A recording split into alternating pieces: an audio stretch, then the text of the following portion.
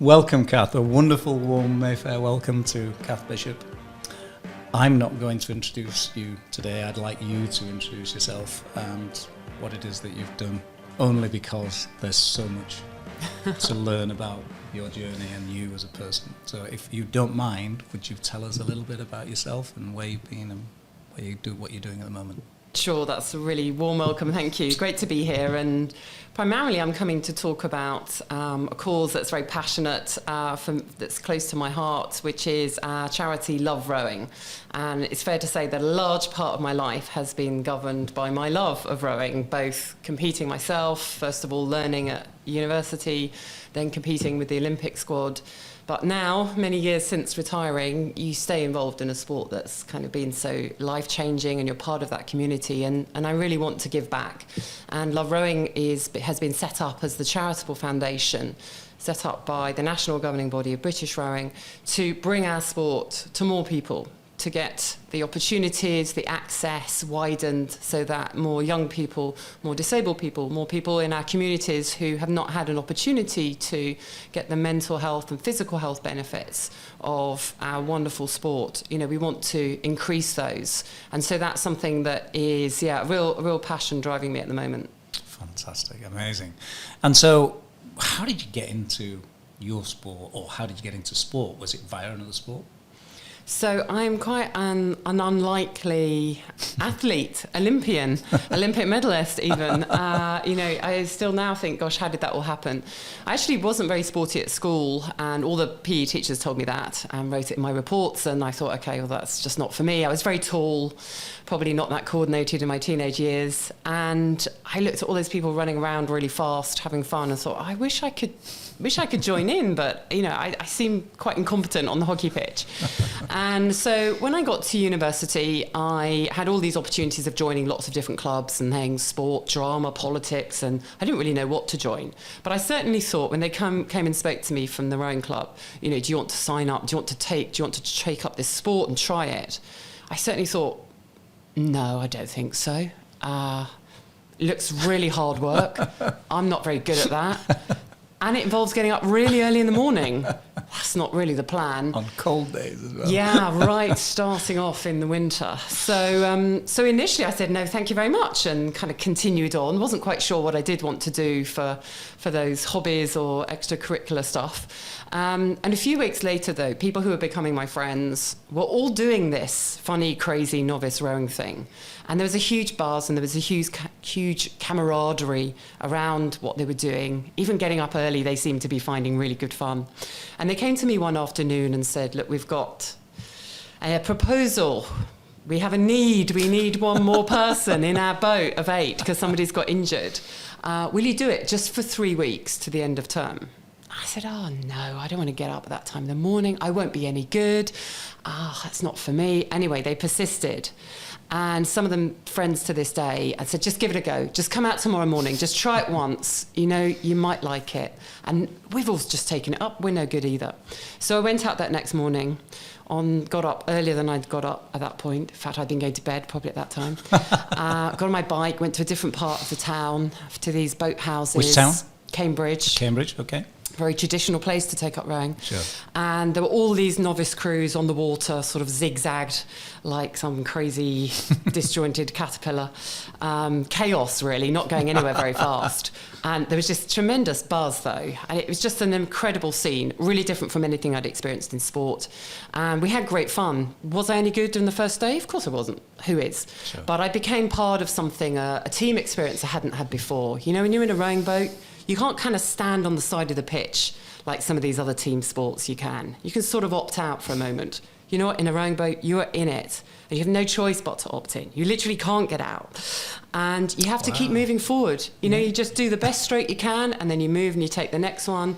And I loved that combination of being on the water, a very natural environment that was beautiful. Even when the weather wasn't pleasant, it was still a beautiful place to be. And, again, with teammates around you, you've got to find a way of working with them and getting the most out of yourself. So I fell in love with a sport that I had no aspirations of taking to any kind of, higher level. And then as the years passed, it turned out that I had the right kind of physiology. I was hanging in the game. I was getting to the next level, and I got into the Olympic team. So almost by default chance, happenstance. It's amazing, amazing that you did that.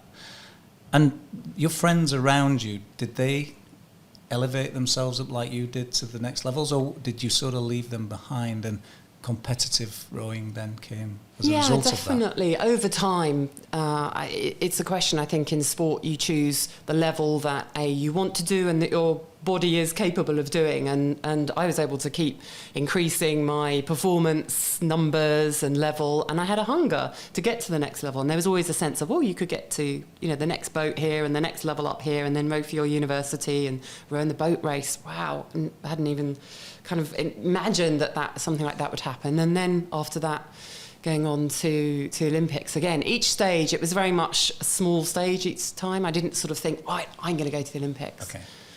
Was there an individual person or a coach or somebody that sort of got you to a certain level that you knew then that you were going to be either elite sport or you knew it was going to be a little bit different? I think there were a lot of people along the way who were just in my corner, supporting and helping, reassuring, saying, just keep going when it gets difficult. I had really inspirational coaches at university, for sure, when I got to the university level, who were really smart in that they did push me and they did give me a really strong technical foundation, but they kept the love of the sport, the fact that there's just a beauty to feeling the boat moving underneath you and to working in synchronicity with people around you. And that's what's so special about the sport. Actually, whatever level you do it at, you get that thrill. And that is something that is a really powerful experience to take into whatever else you're doing in life. And whether you're a child or whether you're an adult, again, at any age, to be able to be part of something like that is quite transformational. You mentioned earlier when you were opening up, you said about wanting to give back. So we're hopefully going to be talking about some of the stuff that in LoveRowing, about how that's the charity, and you're going to talk a lot about that, I hope. When you talk about giving back, do you go back on the water? Do you see other kids? Is that part of your giving back? So I do still row, although it's been very disrupted by the pandemic. Has it? And I actually row in a crew of 4 of us who used to be in the Olympic team, almost 15 plus years ago. Let's not go there. And I think I probably enjoy the sport more than I've ever enjoyed it. Really? And you are part of a community always. You belong to the clubs that you've rowed at. I've always found the different clubs that I've been part of in Marlow, in Cambridge, in London, just so welcoming. And everyone's there because they have a connection with the sport. It kind of gets a hold of you. And I think that community is the piece that also often kept me going through difficult times, that people I knew who were just saying, go on, keep giving it a go. And that's the thing, that when you become part of something like that, again, that gives you that boost in life. Sure. That is sometimes what you need as a child going through difficult times or an adult. And again, this by offering more opportunities to take up our sport, we want to be, enriching people's lives and getting out to a more diverse population. If our listeners were out there today and they were listening to what you've just been saying, how could they get into rowing? What's the sort of places they should look at? Is there an online facility? Is there a website for a local club? What's your local club? So I'm a life member of Marlow Rowing Club, and that's where most of my rowing took place. If you go to the British Rowing website, then you can put in your postcode and find where your nearest rowing clubs are. Right. And we're working as part of LoveRowing with lots of clubs to help them build outreach projects to make sure that a broader part of their community are able to come rowing. Rowing has a reputation and has in practice not being the kind of most accessible sport. We see it sometimes as a bit elitist, and that's changing in lots of places. I mean, I go and I see a lot of clubs who are doing incredible work to bring in state schools, to reach out into the community, to youth clubs, and to also increase their capacity for adaptive rowing for disabled people to be able to get on the water as well. So there's lots of brilliant work going on out there, and LoveRowing is really there to support that further, help them get started, help them tap into the expertise, and with the funds that we raise to support them to make it happen. Wow, fantastic. So could you tell us a little bit now about sort of where you are now in terms of what drives you, what motivates you, and how that purpose of this charity, LoveRowing, and what it's about. Could you expand more on that? Would that be okay? Sure.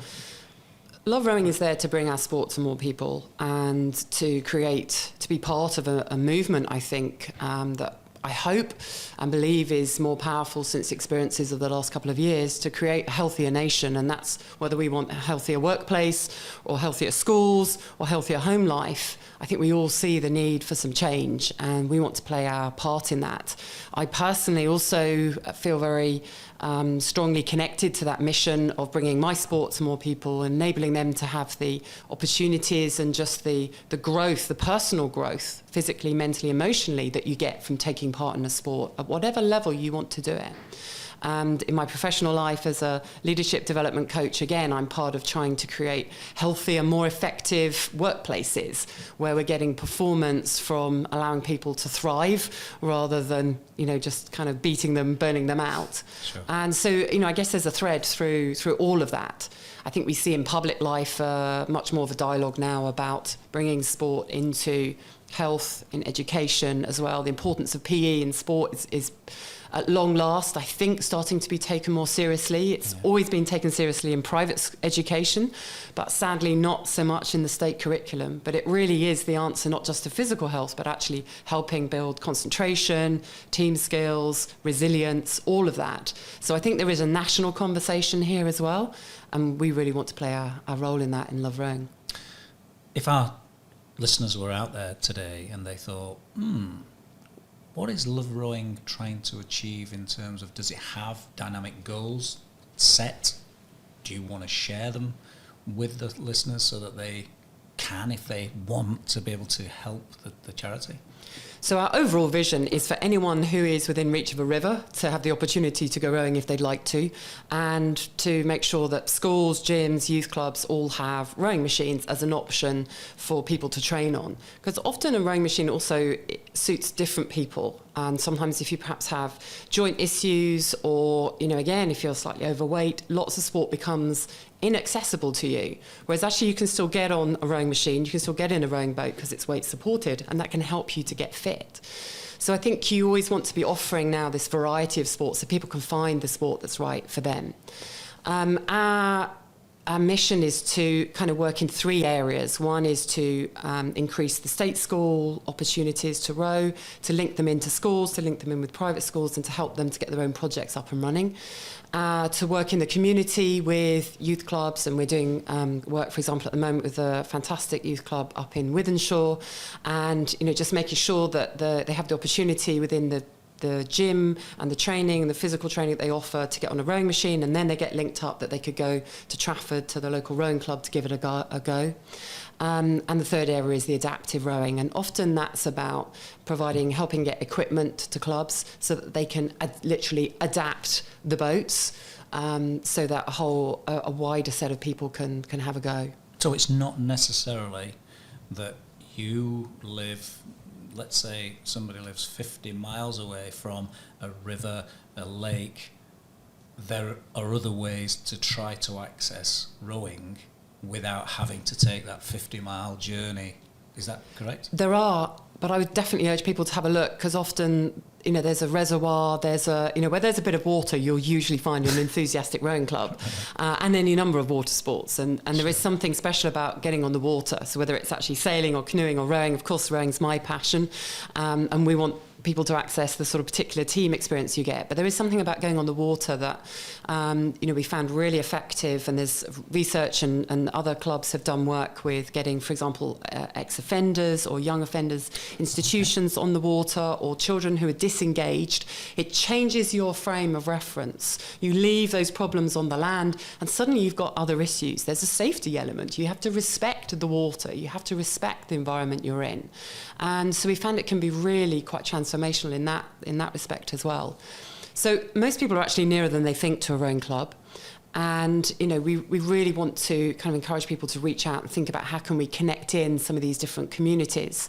We've just started recently a project in East Anglia, youth, and now that it's been set up as East Anglia Youth Rowing, getting more state schools on the water. And so LoveRowing is part of some fundraising, and that just kicked off in January. Okay, so LoveRowing started that, and then it developed from that. So you're like the foundation hub? Yes, very much. Oh, wow. Yeah, Okay. yeah. And we've been working with some brilliant inspirational coaches. It can't be done without coaches. And sometimes, again, we need funding to help get the coaches, who are sometimes that key link for, a child to have a different person in authority that they're working with, that they're learning some different things than you might learn in the classroom. They're actually much more about how you manage life. How you manage a rowing boat is pretty similar to what you need to manage life. Really? Wow. Resilience, just that sort of working out the environment you're in, adapting all of the time. The weather changes each day, people around you changing each day. These skills of working in a team, being really aware of the impact you're having on others around you, and keeping going when it gets tough. All of these things, that's actually often what we all need to develop most to thrive and succeed. Wow. Amazing. You talk about, you did earlier, you touched on, and I went on your LinkedIn profile just to get some research. I couldn't believe, I kept scrolling and scrolling. Does it stop? I'm very old. I was fascinated in the leadership area. I was fascinated in that sort of dynamic for you, because you mentioned it earlier about that being in sport, leadership, and then the two. You've obviously been very successful in sport. You're bringing that now, and I don't know how many years you've been doing that for, but you're bringing that across, that leadership, to business. The majority of our listeners are business owners and controllers. They would be fascinated to be able to get some insight, some dynamic guidance, I suppose, in terms of how they could look at their businesses and put some key strategies in place that maybe somebody like an Olympian, a medal-winning Olympian, who can give them that sort of help. I just know that even for myself, I would put those into practice. Could you just give us some of those? Sure. I think being part of a high-performance environment like the Olympics is a really intense experience, and something that for a while it took me some time to make sense of. What are the things here also that are really most helpful, and what are the things that kind of sometimes get in the way? So sport has been in a bit of a transition itself, like business, from environments where it's all macho, who's the toughest, strongest, meanest, who works the longest hours, who trains the hardest, to actually realising that doesn't bring sustainable success, that actually that will shorten your sporting or business career potentially, that actually it also puts a ceiling on what's possible, because you're not allowing yourself to develop in an environment where you can be yourself, where you can be vulnerable at times, where you can ask questions, where you can think about the bigger meaning behind what you're doing, where you can challenge those around you.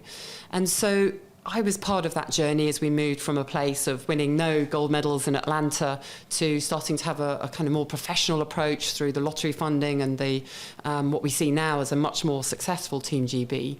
But on the way also a sense of, it's about more than medals. Even at that top level, athletes sometimes will win a gold medal and yet say they feel unfulfilled. Wow. Empty. Wow. Because if it becomes disconnected from something that lasts after the medal is won, if it's disconnected from the community of people or the sport that you want to be part of, if you become disconnected sometimes from your roots, the grassroots, the club where you started, then actually you stand on the podium and you think, well, what is this for?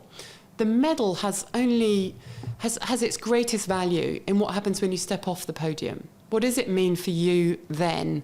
And what does it mean for the people who've been part of that journey, the people who are watching you, who are inspired by you, and how you are, maybe telling a story? I mean, I feel very privileged to be part of a time when women's sport was very much coming out of the shadows. I mean, it still is, and there's still a long way to go. But that gave a greater purpose to being part of this. I want to show things can be done that people told me would never happen. That women didn't win Olympic medals, that, these sorts of things, I heard that from multiple voices, even in the 90s, last century, but not that long ago. And that became part of why my journey mattered. It's not a pure ego thing that I want to win a medal to show how great I am. No, I want to be part of winning medals to show what's possible, to be part of women's rowing growing, and then part of women's sport growing. And it's that kind of wider meaning to what we're doing that I think is so important. And that's really where the leadership comes in. Can you bring that meaning to people's journey? Can you help create and share and co-create that vision of what's possible that is then your best fuel to winning the medal and more beyond? I think sometimes we become very obsessed with short-term metrics. In sport, it's about winning the next race. In business, it's that next quarterly set of targets. But you know what? That can actually mean we cut corners. That mean ultimately we don't get to our peak level of performance, that we don't really explore what's possible because we're just trying to get the next thing to happen. We don't invest then in communication, in teamwork, in leadership qualities, the way we think, the way we behave, the way we build relationships. These are the things that over time allow us to sustain high levels of performance and really explore our potential. So having made sense of the journey that sport's been on and seeing business in a way going through a similar journey, I feel, again, really passionate about making sure we create the time and the space to turn up as leaders, not as automated, not as robots, but to actually bring the best of who we are. So would it be right to say that actually you are available and would be willing to speak to business leaders, business owners, business controllers, to talk about their business, and that's part of what you are and what you do? You're available for that? Sure, yeah, that's definitely my day job, as it were. Okay. Yeah, working with all sorts of organisations, speaking, facilitating workshops and all of that. And, you know, all of those things I can actually bring into LoveRowing as well, and I guess that's part of how I thought, you know, I can talk about the benefits firsthand that the sport brings. You know, I can help coaches, clubs think about how they can make this happen. How they can also sometimes share with teachers or with schools that are sceptical, that don't really get it.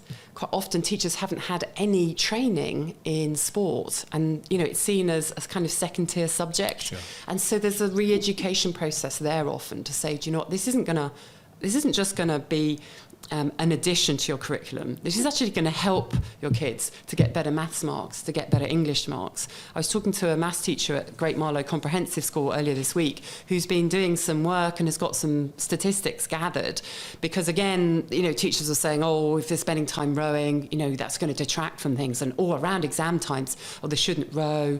When actually that's the exact time when they should row, because it's what they do to relieve pressure. It's what they do to create resilience, to stay healthy, that enables them to revise well and work in exams and be at their best. And he's got some great stats, and he thought he was really looking to just prove that the contingent of rowers in the school didn't do worse. But of course what he found was that they actually did better. Wow. That is an amazing find, isn't it? And for you talking to people at that level, I know that I'm fascinated. If I'm fascinated, I know that our body of listeners would also find that fascinating as well. So you speak, you public speak, you get invited to various places. I know personally that I'm connected and my networks need public speakers. I've been hanging on every word you've been saying. With the charity, what have you got planned? 2022 is here now. Is there anything that's planned on the horizon that you want to talk about? Definitely, lots planned, and we're just so grateful and relieved that we can be getting people onto the water again. We were set up very frustratingly, literally just as the pandemic happened, and so it's been a really difficult time for a charity, and we're grateful to have the support from British Rowing that we could wait and then really kick things off from sort of last Easter time, really. So we've already had some initial fundraising events, but we're working with corporates, we're working with clubs and across the country, and we have an annual fundraiser which is called the Big Row, and that will happen in May. And the idea of that is really to get as many people involved as possible. So you can train, whether it's on the rowing machine or on the water, and you might do a particular event one day, or you might do it over a series of a week, and you put your collective kilometres covered into the pot. So we want to row around the world, 40-odd thousand kilometres, and we're happy to go around again if people are really enthusiastic. Yes. And the aim is then that we raise funds around that. So whether you're in a team or a club or a company or again, just to be fundraising for the kilometres covered, or again, you can create your own event. It's really as inclusive as possible. And that will then give us, the next stage of funds for some projects alongside some of the other works we're doing to explore, really. I think some companies already have a contingent of rowers who are keen to connect back into the sport, having maybe become out of touch, and we're keen to connect back with them. And also sometimes companies are linked to perhaps have a connection with a school, or they're near a rowing club and think, oh yeah, that'd be a great thing to do. Actually, we'll go down and do it at the local rowing club, or we'll have a day there, or we'll have, an event there and then a barbecue afterwards, or, whatever it might be, a board meeting and then a little row afterwards to sort of get rid of all the stress that might have come out of those board discussions. So we really hope that as many people will take part as possible. That will enable us to give the next round of grants out to clubs and schools and community projects and organisations around the country. And that's key for us, that we are focusing as broad a geographic spread as possible. At the moment, we've been funding projects over the last 6 months, just kicking off now really in Newcastle, Southampton, East Anglia. So, it really is important that we try and be as kind of have as wide a spread as we can. So we're really keen to talk to anyone who's interested in finding out more about us. Sign up to our newsletter, go to loverowing.org, and come and join the rowing love. Fantastic. Cath, I have to say thank you very much. Amazing podcast. Some of the things I found fascinating, I know our listeners will. You've given our listeners lots of ways to connect, and certainly through LinkedIn, certainly through the podcast, and seeing that on the YouTube channels. I'd just like to say thanks again for coming in today. Thank you.